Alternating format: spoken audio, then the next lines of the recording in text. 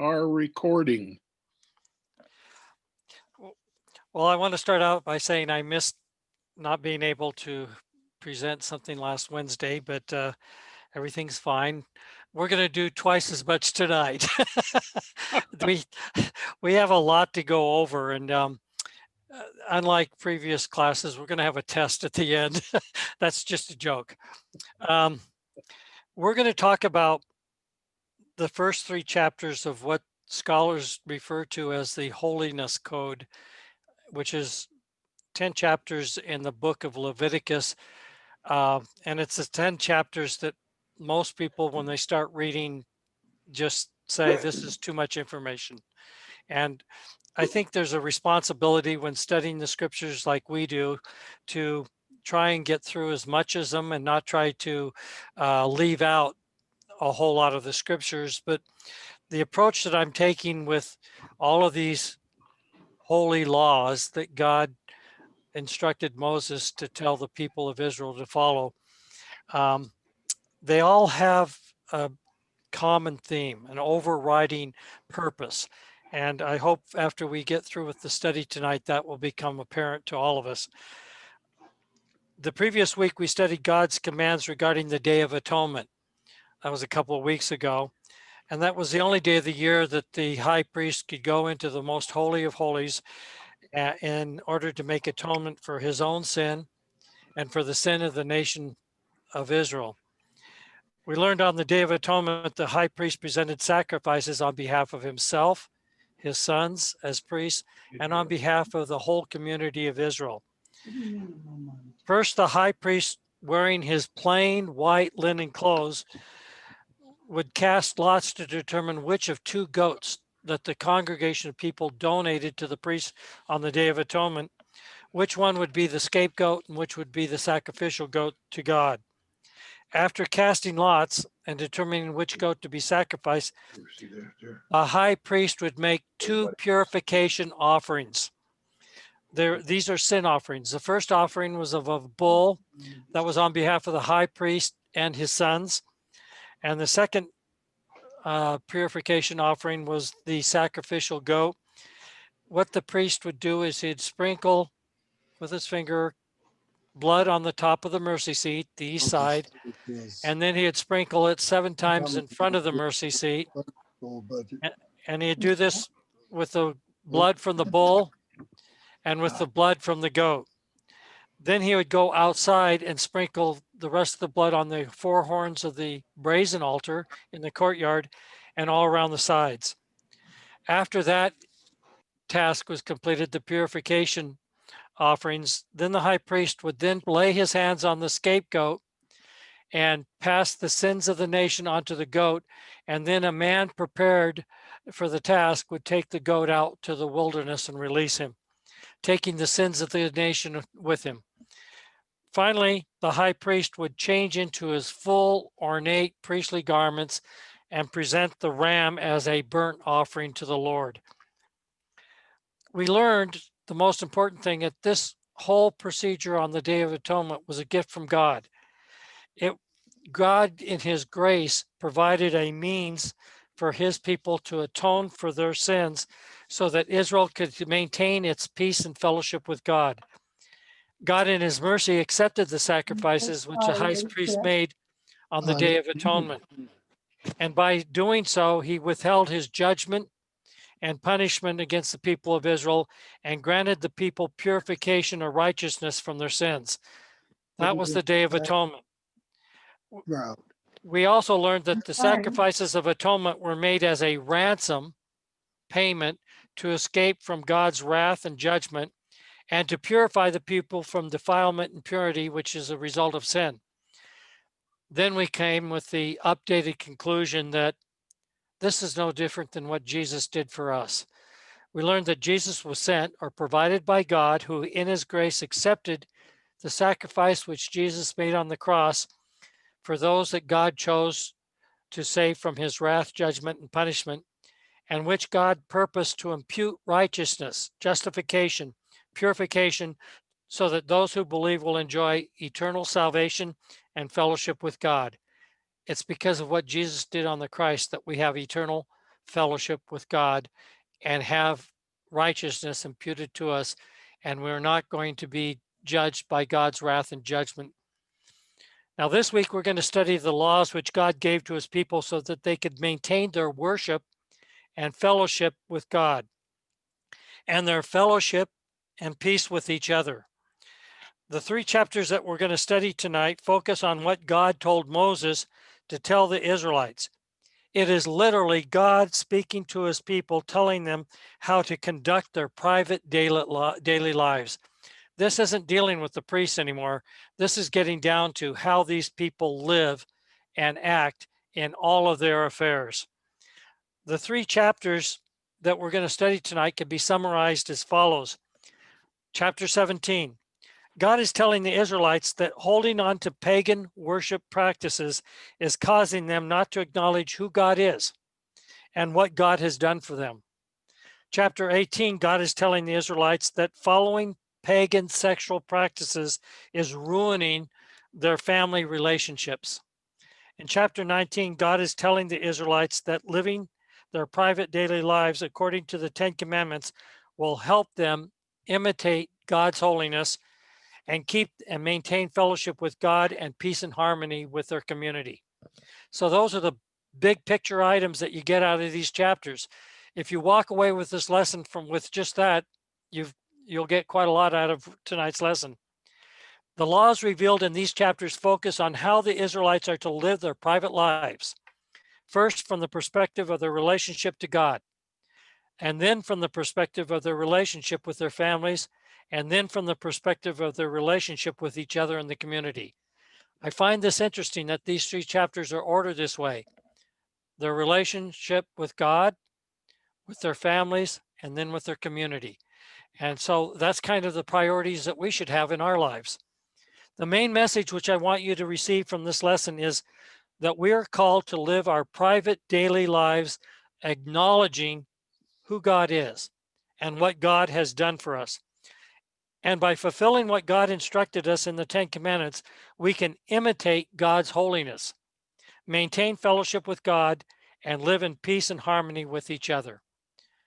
So let's get into the outline. We're going to talk a little bit about the practices and lifestyles of the pagan nations and the Israelites.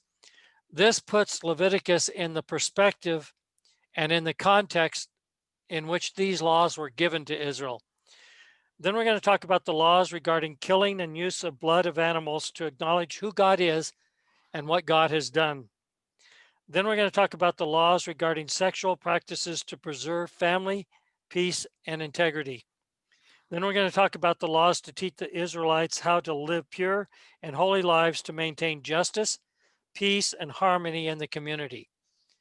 And then we'll have the discussion questions and conclusions. Well, let's start with the practices and lifestyles of the pagan nations and the Israelites. What is paganism, and what was paganism in the ancient world? A good definition of paganism is any system of beliefs that does not acknowledge the God of the Bible as the one true God and which seeks other sources to solve human problems, whether it's by astrology or whether it's by polytheism or pantheism or humanism, secularism. These are our different types of paganism. In the ancient world, paganism included the worship of animals, natural phenomena like the sun, the stars, the moon. In Egypt, the Nile River. They're associated with what God created, not associated with the Creator himself. These forms of pagan practice were often demonic in nature. They drawing people away from worshiping the one true God of the Bible. What Paul wrote in Romans is that when you turn away from the one true God, you still have built in human nature a need to worship something. And people turn to the creation and worship, create a God out of things that are not God. And the devil and the demons take advantage of this. And they just take you down the slope of turning further and further away from God. Now, even though Israel had left Egypt and had entered into a covenant relationship with God, it's surprising or not surprising They continued to engage in pagan worship practices. They continued to make animal sacrifices and pour the blood into holes or trenches as to ask the earth to grow crops, fertility, or to seek information about the future, which is a form of divination. These pagan practices turned the Israelites away from God, causing them not to acknowledge who God is: God the Creator, God the sovereign King of the universe, God the King of the covenant relationship, and what God had done for them. God had redeemed them from Egypt, taken them out of bondage. He chose them to be his people. So the Israelites continued to engage in illicit and improper sexual practices which ruined their family relationships. Additionally, the Israelites were not living out their private lives and activities in a way which fulfilled the Ten Commandments which God had given to them to live holy lives. So we're going to talk about the holiness code in general. These 10 chapters of Leviticus, God is commanding the Israelites to obey civil laws which were intended to help God's people live their private lives in a manner which acknowledged who God is and what God had done for them, and to maintain peace, harmony, and justice in their family relationships and with each other in the community. It's the whole thing, all the civil law was designed so that people would worship and acknowledge the one true God and have peace and harmony and blessings in their families and communities. These laws were intended to separate the Israelites from the pagan practices followed by the people who surrounded them, by the Egyptians that they were redeemed from, and by the Canaanites that occupied the land that they were going to take over. These laws were also intended to make the Israelites a holy nation, which would glorify God and be an example to the rest of the world. When God called Israelites as his chosen people, it's not that they were any better than anybody else, but he chose them to be a holy priesthood or a holy people that would glorify God and represent God holiness to the whole world. In chapter 17, 18, and 19, the laws are stated in the form of what not to do or what to do. Later, when we look at chapter 20, we're going to see that the laws are represented in the form of scenarios, or what we call cases, which describe if you do this, then this is what's going to happen to you. And oftentimes, if you read chapter 20, you think that you're really reading about the same laws that we're going to discuss tonight in chapter 17, 18, and 19. And yes, you are.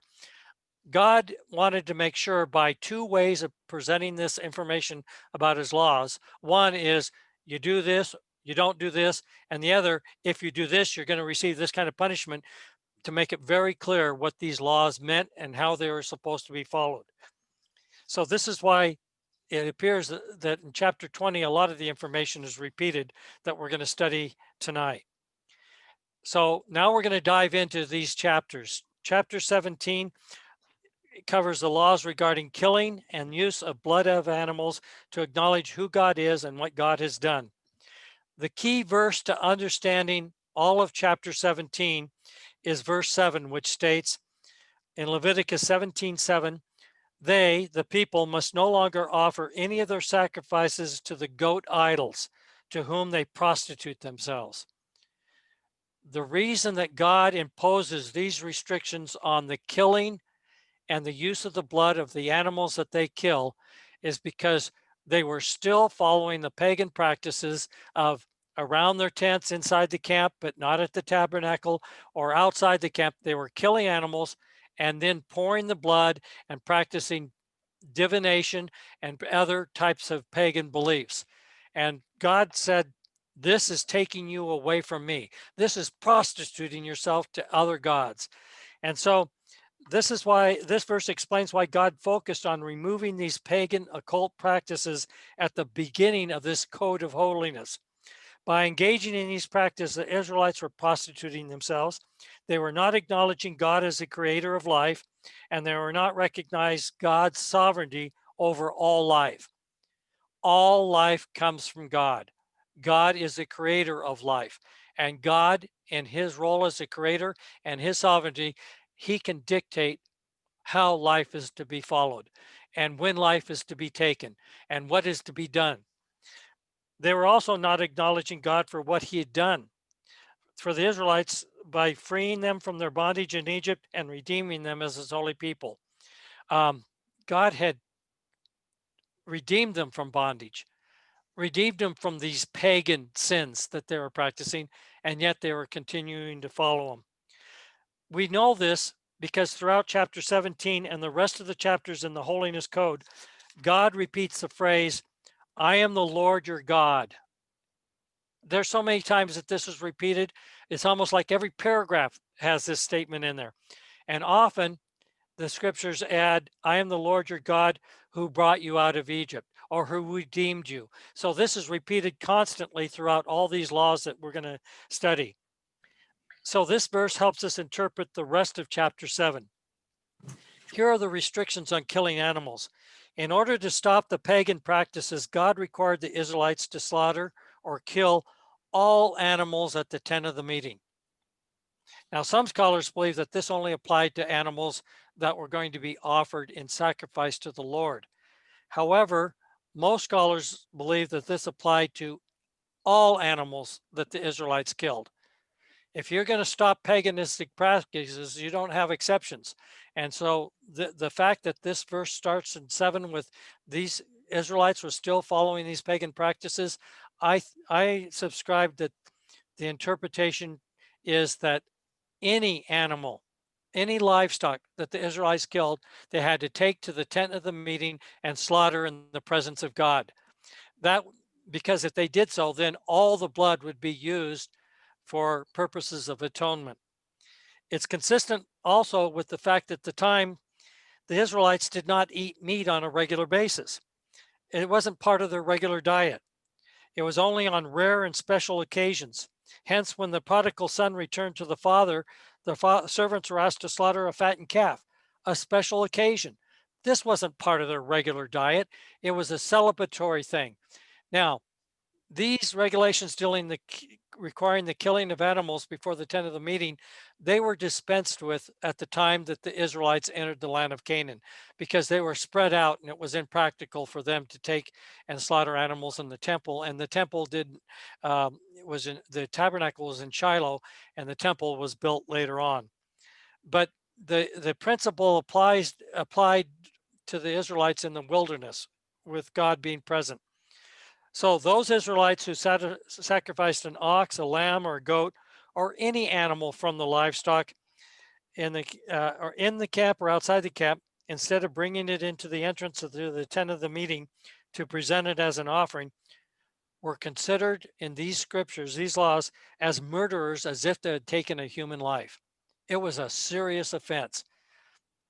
Not acknowledging God, turning to pagan rites, is a serious offense against God. And so this required the people to be cut off from God's people. Some scholars said cut off could mean that it was a death penalty. Others saying that you were literally kicked out of the camp and could not associate with the Israelite people anymore, which is almost a death penalty in the wilderness. Now, this prescription applied not only to the Israelites, but it also to the foreigners and aliens who lived among the Israelites. The next restrictions in chapter 17 are the restrictions on the use of blood. As part of the requirement to slaughter all animals at the entrance to the tent of the meeting, the Israelites were commanded not to offer blood to goat idols or demons. God considered the life that he gave to all of his creatures to be in the blood, which God gave to his people, the blood of these animals, for the sole purpose of making atonement. The only use of blood was atonement. It's atonement for themselves on the altar, telling the Israelites, it is the blood that makes atonement for one's life. How do we know that blood's only purpose for the Israelites was atonement? Jesus, in the Last Supper, asked them to partake of his blood in atonement for their sins. Jesus was the ultimate atonement of blood for the sins of the people. Now, the Israelites were also commanded not to eat the blood of any creature. Again, this is a serious penalty, otherwise they would be cut off. And this is where we get to acknowledging who God is. As a creator of life, God holds sovereign authority to command the circumstances governing the killing of the animals and the use of their blood. The use of blood was for atonement. Now, what about animals who were killed by hunting? Because the Israelites did go out and hunt deer and gazelles that were split hoof animals that were pure for consumption. Or what about animals that were killed by natural causes? An animal that might be killed by a wolf, or an animal struck by lightning, or drowned, or whatever. Um, these animals were already dead. They weren't killed by the Israelites. There was no requirement to take them to the tent of the meeting. But they are still not to be, the blood was not to be consumed with the animal. It was to be poured into the ground and buried. But wild animals or domestic animals, they still created a impurity where if they were consumed by the Israelites, they ate an animal that was killed by natural causes or which they hunted, then Yeah. they still had to go through the purification ritual of washing their clothes, washing and taking a bath, and waiting until evening until they were ritually and ceremonially pure. So that's chapter 17. And you can see the rationale behind it is that behind these restrictions on killing animals and using the blood were these pagan practices that the Israelites were still following. Now that we're going to talk about the laws regarding sexual practices to preserve family peace and integrity. These are the laws that are contained in chapter 18. Now, as an overview, in order for the Israelites to live holy lives, the commands in chapter 18 focused on the illicit and improper sexual activities which the pagan people surrounding the Israelites practice and which God found to be detestable. Now, we're not talking about the Go very ahead. beginning of creation where perhaps Adam's sons slept with their sisters in order to populate the earth. We're talking now about a full nation of people. In ancient societies, incest or sexual relations with blood relatives was commonly practiced. The pharaohs wiped out lines and had distortions in their anatomy because of incest. And that, if you read about Egyptian pharaoh lines, some of them just absolutely had all sorts of problems because of the practice of incest. The Habsburgs, and in Europe, the intermarriage among the royal families in the Holy Roman Empire and throughout Europe created ancestral problems and problems with genetics.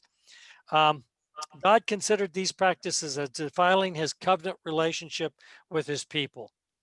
These improper sexual practices were prohibited to preserve the integrity of the family and community relationships, to enable God's people to enjoy life under the Lord's favor and blessings, and to reflect God's holy character to the pagan world. This is the whole chapter. 18 starts with verse 1. The Lord said to Moses, "Speak to the Israelites and say to them, I am the Lord your God. You must not do as they do in Egypt, where you used to live, and you must not do as they do in the land of Canaan, where I am bringing you. Do not follow their practices. You must obey my laws and be careful to follow my decrees. I am the Lord your God. Keep my decrees and laws, for the man who obeys them will live by them. I am the Lord."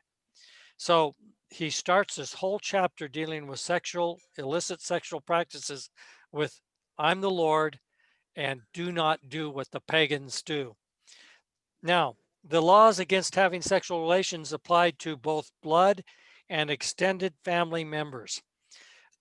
God first imposed laws against improper sexual relations with near family relatives and members. Our modern translation of the phrase to have sexual relations is literally translated from the Hebrew idiom to uncover nakedness, which means to have sex with. That's an idiom for saying you're having sex with. We have idioms for that say we sleep with. But this idiom always referred to illicit or improper sexual relations. Any sexual relations with a close blood relative was shameful and detestable to God. Close blood relatives included one's parents, Nobody had the Oedipus complex. They couldn't get in that. Paternal and maternal aunts and uncles, siblings, children, and grandchildren.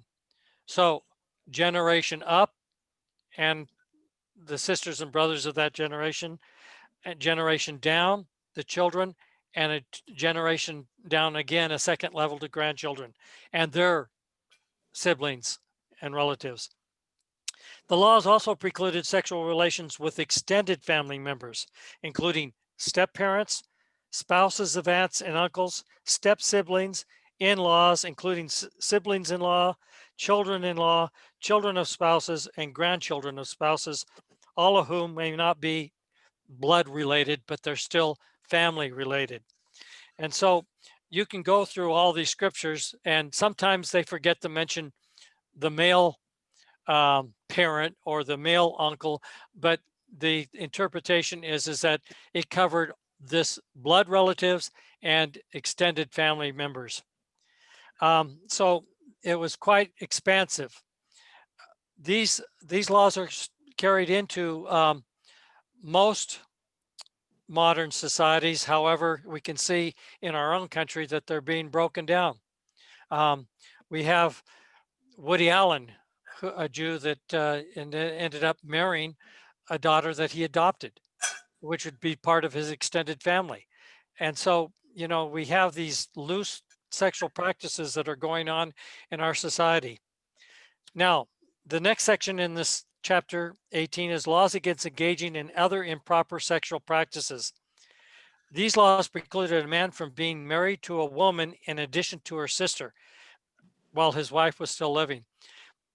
This is awkwardly worded, and it takes a little bit of digging in to understand what they're talking about. Some scholars interpret this prohibition as being a command against polygamy. Can't be married to two women at the same time. Interpreting the language of verses 18 through 20, do not marry one woman in addition to another as a reference to polygamy. Not only did God consider marriage with sisters as morally wrong, it also created disharmony in the lives of those involved. Recall the disharmony in Jacob's life because he was married to Leah and to Rachel, and the problems that created in Leah's feeling of insecurity, and Rachel, and the confusion that caused in those family relationships. Next, these prohibitions included having sexual relations with a woman during her period. They also included a man from having sexual relations with his neighbor's wife, and his neighbor's wife really applied to the entire Israelite community of 1 million people. It could be narrowly interpreted as those he has contact with on a regular basis on the course of a day, but it really applied to the whole community. He wasn't to commit adultery. These laws, anyone who engaged in any of these improper sexual activities committed a moral wrongdoing which violated the relationship that person had with God. Sexual immorality was considered as a sin against God, as well as a moral wrong against the other family members or members of the community. In all my years of practicing law, there's so many times where I see a stepfather having sex with his wife's daughter, sometimes as a child, and how that has just destroys the child and destroys the family. And we can just see how the impure or illicit sexual activities just break apart a family, destroy the character of human beings. I hurt and grieve every time I hear a story of how a woman was taken advantage of, raped, and most women have these experiences when they're kids. And so when we go through and look at the guilt, the shame, and the destruction of families that are caused, we can see a very good rationale for God's prohibition against these kind of sexual practices. Yet in the pagan world, this was accepted. Now we're going to talk, it takes a brief turn outside of sexual practices, but it still deals with protection of children. God then addresses directly the pagan practice of sacrificing children to the god Moloch. This is a reference to a practice where parents would take a young baby child and put it on a pan and burn it alive in their fires as a sacrifice to their gods. This is one of the most detestable practices that was followed. It was practiced so much in the land of Canaan that it is one of the reasons that God said, when you go into the land of Canaan, kill everybody. He had to destroy this horrible, horrible religious practice. It profaned the name of God. God found this one of the most detestable pagan practices in pagan worship. Then the chapter 18, it returns to additional laws against other improper sexual activities. I hear some modern day, I'll say that Christians say that it's okay to be a Christian and homosexual. The Old Testament makes it very clear, and parts of the New Testament make it very clear. Homosexuality is a detestable practice. And the scriptures are very clear about this. Bestiality is also a detestable practice to the Lord. It's an illicit mixing up of sexual relations between humans and animals.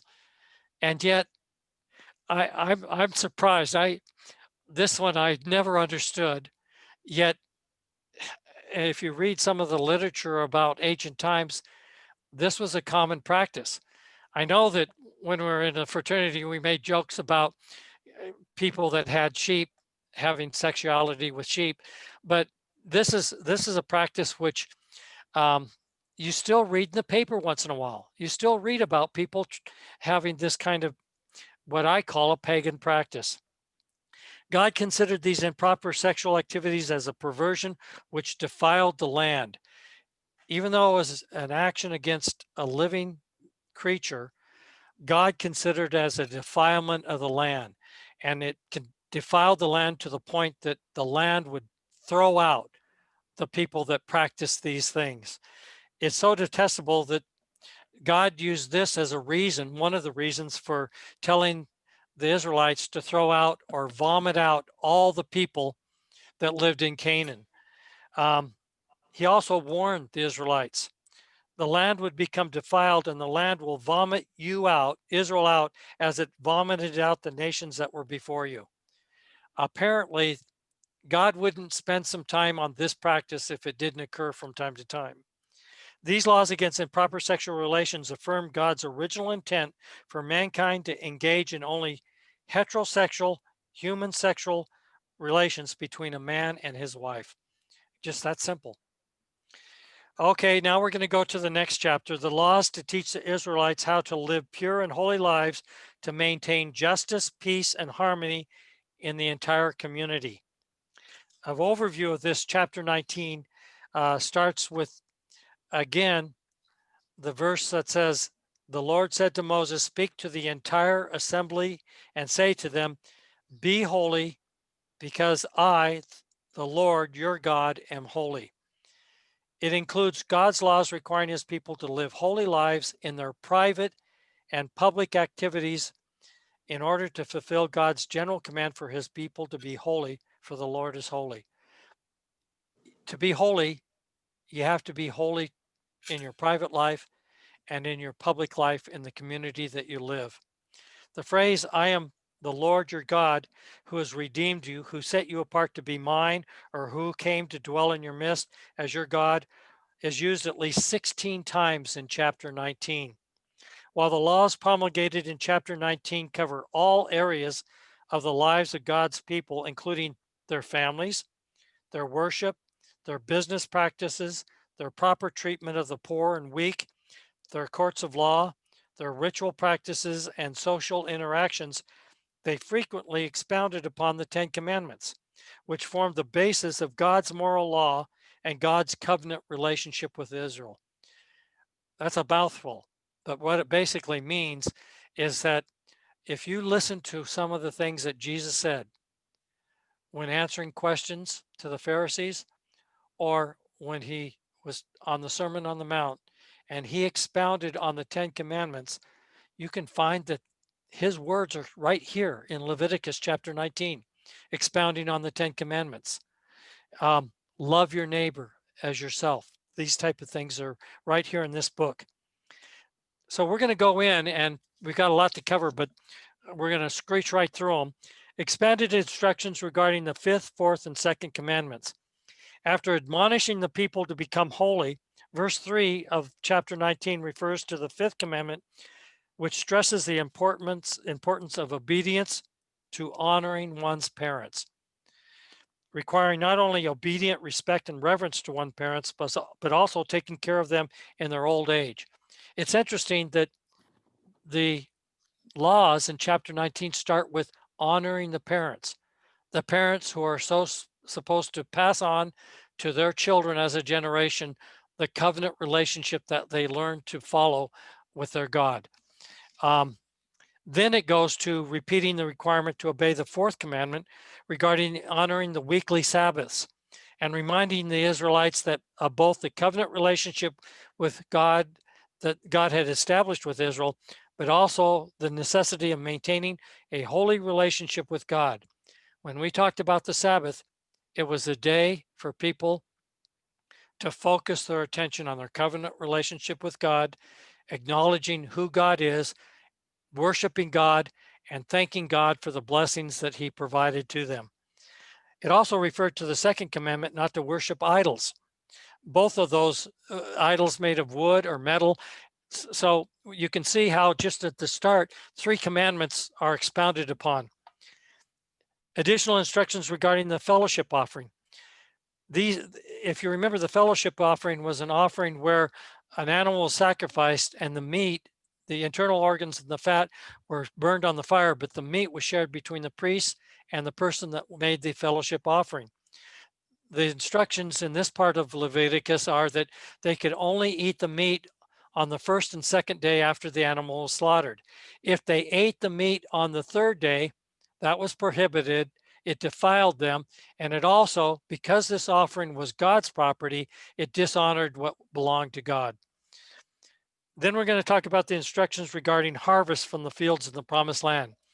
Looking forward to when Israel would take occupancy of the promised land, these verses gave commands regarding the harvest, focusing on not harvesting all the crops, but leaving a portion of crops on the field to take care of the needy, the poor, and the foreigners.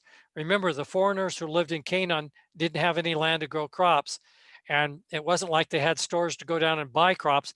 So foreigners really had to scrounge off the fields in order sometimes to have sustenance. In order to provide food for the poor, the foreigner, and the needy, they left a part of their harvest in the fields. These laws required the landowners to put people before realizing profits. Doesn't sound like the Jews of today, but the point is that they were to leave parts of their profits, which was their harvest, in the fields for the poor. If you remember the story of Ruth, Boaz, she was allowed by Boaz to go through the fields and gather seeds and grain because she was needy and poor. And even though she was returning to the promised land, she was still a foreigner. Now, later in verses 23 and 25 of this chapter, the Israelites were forbidden from harvesting any fruit from the trees they planted, such as olive trees, fig trees, date trees, pomegranate trees, almond trees, for the first 3 years after they planted the tree. And on the 4th year, they could harvest the fruit, but they had to give it all to the priests. So they did not enjoy the harvest of fruit from any of the trees they planted until the 5th year. Now, there's a good husbandry reason for this, because trees need to reach a maturity before they actually produce abundance of fruit. And this 4-year period provided for that. Then we're going to talk about instructions that expounded on the 8th, 3rd, and 9th commandments. Verses 11 and 12 required the Israelites to deal with each other in a trustworthy manner and not to invoke the Lord's name when they lied about their deception or wrongdoing, which violated the 3rd commandment of swearing falsely or using the Lord's name in vain, thereby profaning the Lord's name. and the ninth commandment regarding false testimony. Verses 13 and 14 prescribes the unjust acts committed by those who are in a position of power or control against those who are unable to defend themselves or who are in a subordinate position, including people or owners that didn't pay their wages on a timely basis, their workers, or any type of oppression of the weak, including those that were deaf and blind. The deaf cannot hear somebody slander them. The blind cannot see if you're extending your leg to trip them. These are examples that come out of the scriptures here, but the idea is you don't take advantage of the weak or the poor or the needy. Verse 35 forbade taking advantage of each other in business transactions or in the public commerce areas by using dishonest weights, scales, or other measurements. The requirement of honesty was rooted in the relationship with the Israelites had with God, who redeemed them from their oppression in Egypt. The Israelites were taken advantage in Egypt. How dare they take advantage of each other as a redeemed people? Then we're going to talk about the instructions regarding civil courts and dispensing justice. Cases were not to be decided by parties who were biased or who would show favoritism or partiality, and witnesses were instructed not to pervert justice by giving false testimony. These laws were important to Israel at this time. In the culture, most of the civil cases were decided by clan leaders, family leaders. They were related to the parties that they were judging. Sometimes the relationships showed bias, and God admonished them not to be partial or show bias or favoritism when they judge cases. And he reminded them that God himself is the ultimate judge of the cases that they decide. Then we get into the laws regarding hate and love and restoring peace with each other. This is a part of the scriptures where you have do not hate, do love. And in the do not hate category, they're not to hate each other with a heart that leads to actions of retaliation. They're not to seek hate where they seek revenge, and by doing so, take the place of God. Vengeance is mine, saith the Lord. They're not to hold a grudge by keeping a hostile attitude toward another instead of forgiving the person, or to share in the guilt or wrongdoing of his neighbor and incur the sin of the neighbor by doing these things. Hate is a destructive thing in a community, and God wanted peace and harmony among the community members. He also, in contrast, instructed the Israelites to reveal to his neighbor their sin or wrongdoing by rebuking or confronting them frankly. He didn't mind you going to the neighbor and saying, you know what you did? You were wrong and you hurt me. And frankly talking to them. But the purpose of going is not to shame them, but to resolve the conflict and to restore the peace and harmony between the two parties. And in addition, in this part of the to do, besides rebuking and confronting the person that did you wrong, they're instructed to love their neighbor as themselves, something that Jesus later committed as one of the second most important commandment. The laws, then we get into laws respecting God's creation. Verse 19 prohibited crossbreeding of animals or cross fertilization of plants, different kinds of animals or two kinds of seeds. This prohibition violated God's creation. In Genesis, God created everything in its kind. He didn't want man to mess with his creation by mixing it all up. Now, does that apply today? Well, how far do you go? How far do you go? And that's the question. This prohibition dealt with the improper mixing of different kinds of God's creation, similar to, and in this part of the chapter, this kind of mixing was no different than mixing sexual relations, bestiality, animals and man. It was crossing over a line that God drew when he made creation. Then we got the laws against engaging in pagan practices. They prohibited, or repeated again, this must be important to God, eating meat with the blood still in it, and doing so because it was frequently associated with pagan rituals. Instead of engaging in cult practices, the Israelites were admonished in this part of the Leviticus to turn to the Lord and to walk in faith and live in accordance with God's will. They weren't to use the blood to find out what the future called for them. They were to trust God about the future. If God wanted them to know the future, he would tell them. Otherwise, they trust God that he would carry out the future, blessing them. It also prohibited practices that engaging in mourning rituals that the pagans practice. This including cutting one's body for the dead, cutting one's hair or beard, tattooing or marking up their bodies, all as exhibitions of mourning. It also prohibited the Israelites from consulting mediums to talk to the dead or to use spiritualists to access the dead or to draw power from the spiritual world. You can see how this all fails to acknowledge God and not to trust God. Then it ends, chapter 19 ends with the requirement to keep and do all of the Lord's commandments. Verse 7 required the Israelites to obey all the Lord's commands so that the Israelites will be able to imitate, practice, and draw upon the Lord's holy character and to bear witness of God's character and holiness to the rest of the world. He called Israel to be a special people, to be holy, and to be witnesses of God's holiness to the world. Obedience to God's laws protected the Israelites from God's righteous judgment and allowed them to receive God's favor and blessing. Remember, his covenant relationship was a covenant relationship which was conditional. If they obeyed God's law, they would be blessed. If they disobeyed God's law, they would be cursed. Obedience to God's laws is necessary in order to achieve holiness. God makes it clear in these chapters that his people will be able to live holy lives by imitating God.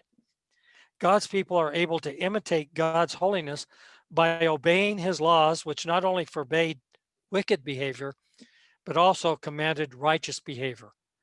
Both are required. You can't do wicked things, and you have to do righteous things. You know, that's part of what holiness is all about. God's commands for holy living cover every aspect of a person's life.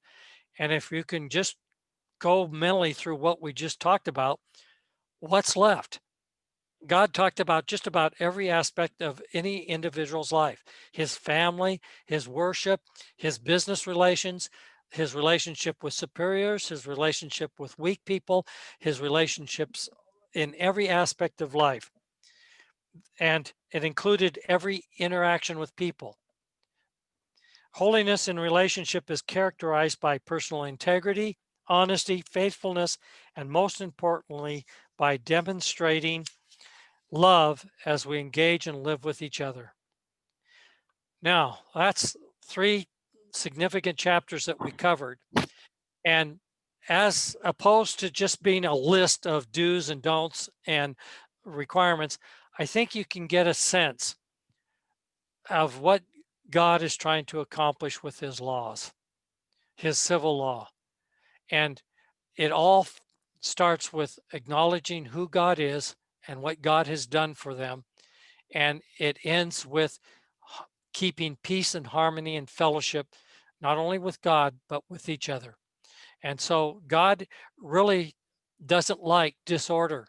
He doesn't like disorder in his creation. He judges disorder. And all these laws were for a purpose of creating peace, harmony, and blessings on the creation that God made. So that ends the study portion. And we're going to now go into the believers today are called to live holy lives, just as the Israelites, as God's chosen people, were called to live holy lives. Holiness is manifested in the manner in which we live our lives and in our relationships. Although the requirement of the civil law have been dispensed with insofar as our salvation, they remain a measuring rod of our holiness and sanctification. They're a guide to help us become more Christ-like. Secular influences interfere with our relationship to God, with our families, and with our communities. No different than the pagan influences of the ancient world interfered with the Israelites' relationships. Jesus said that we're supposed to be a light. That light is a light of holiness, a light of sharing the gospel. This is what God asks us to do as believers. So it's something that will never be perfect. We'll never accomplish it ourselves. But the difference between the Israelites and us is that the Holy Spirit that God gives us in our heart helps us to not only read the scriptures and understand holiness, but when we don't, he guides us into coming back to God. I can tell you how many times in my life where I've walked away from God only to find that God was standing right in front of me and saying, I'm here, walk towards me. Okay, we doubled down tonight. So the quiz is name 10 of these laws. No.